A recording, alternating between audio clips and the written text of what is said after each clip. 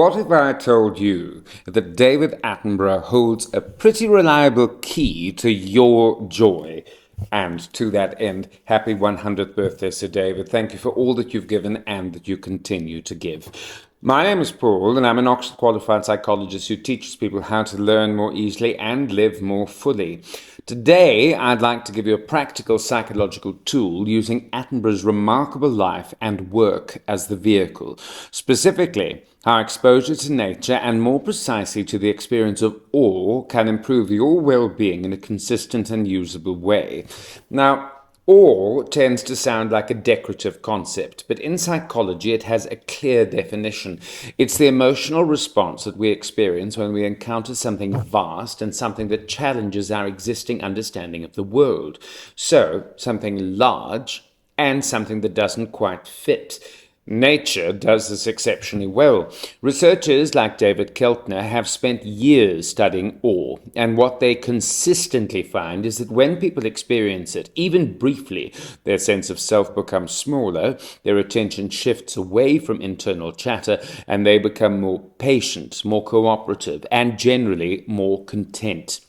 That already sounds useful, but it becomes more meaningful when you consider how your mind usually operates.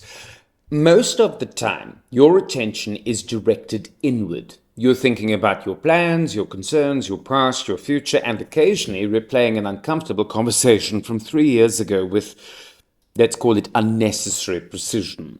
It's a demanding system. According to psychologists like Martin Seligman, a large portion of our distress comes not just from events, but from how we interpret and mentally rehearse them. We revisit, analyze, and compare.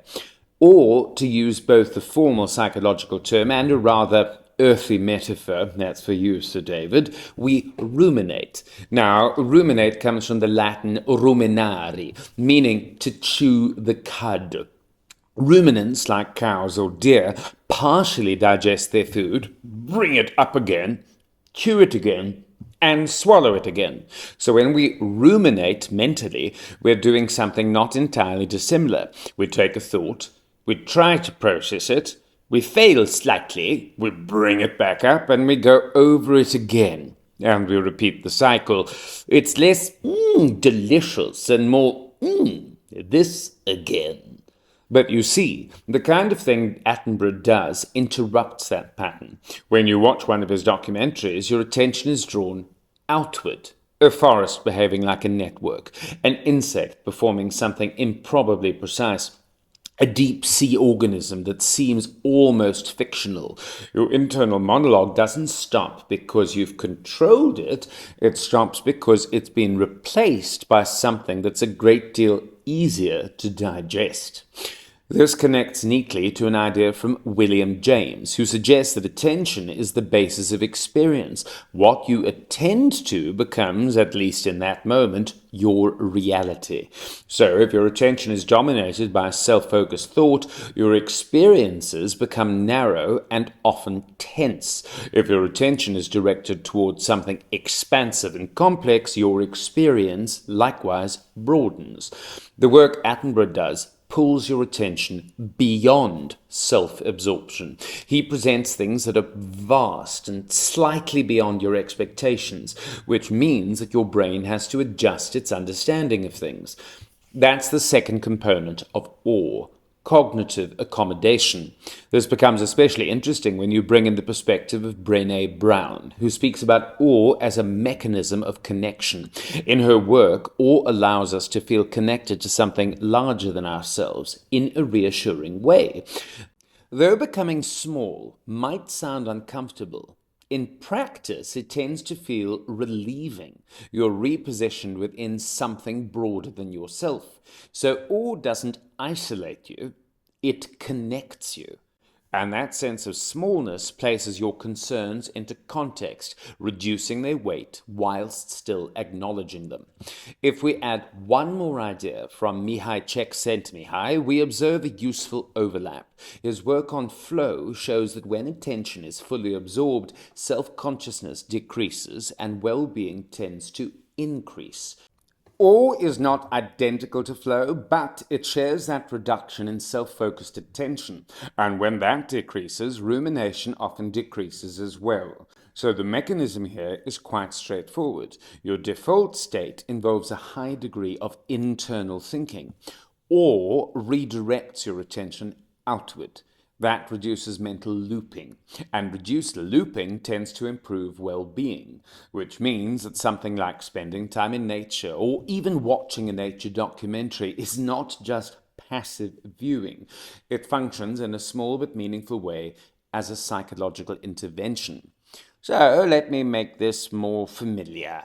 Imagine it's the end of the day. Nothing has gone particularly wrong, but your mind is active. You're replaying conversations, thinking about tomorrow, quietly evaluating your life in a way that feels neither helpful nor optional.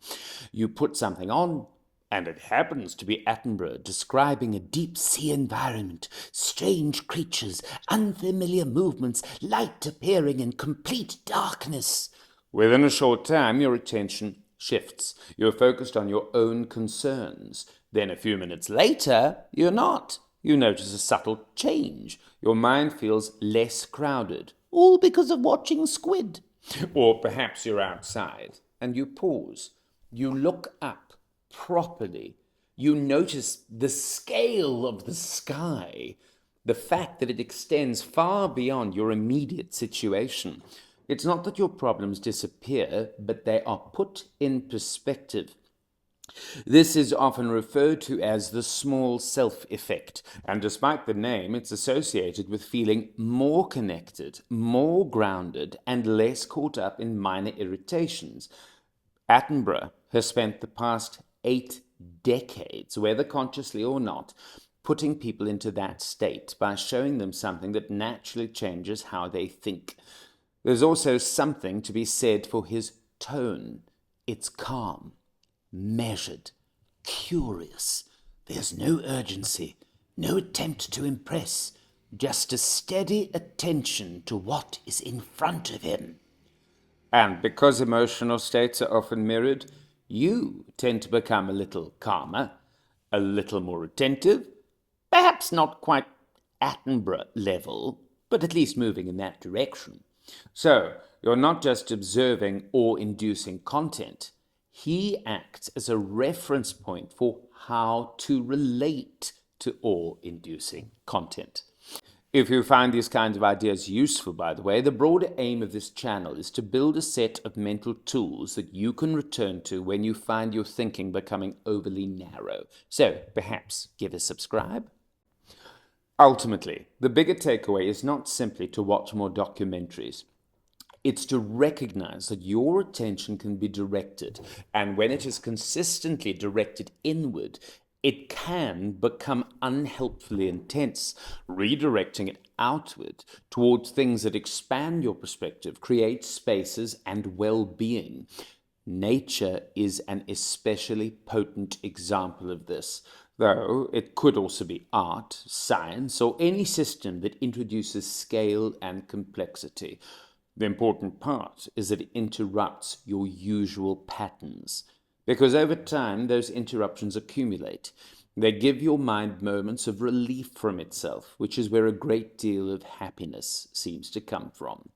So, in celebrating Attenborough's 100th birthday, what you're really acknowledging is a very particular contribution he's given.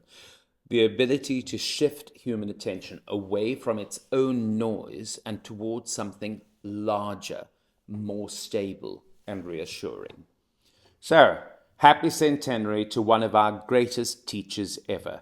So, David, I'm not sure that even a mind as curious and keen as yours is can fully take in quite how loved and respected you are worldwide. Thank you for your incomparable contribution to our shared humanity. And, as always, for everyone else, if you did find any of these ideas useful, well, perhaps give a follow. Bye-bye. Bye-bye now.